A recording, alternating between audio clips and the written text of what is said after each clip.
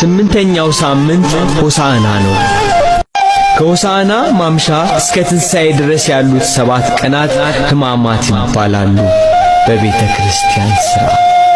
በእነዚህ 7 ቀናት የጌታችን የመድኃኒታችን የኢየሱስ ክርስቶስ የሕማሙና የሞቱ ነገር፣ ስለ ሰው ልጆች የተቀበለው መከራ ይነገራል።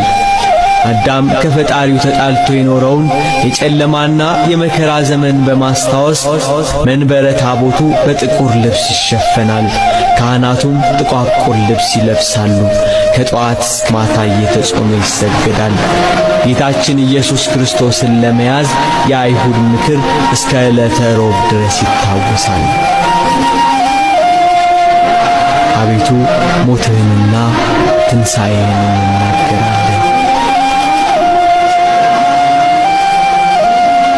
በመጀመሪያ ቃል ነበር።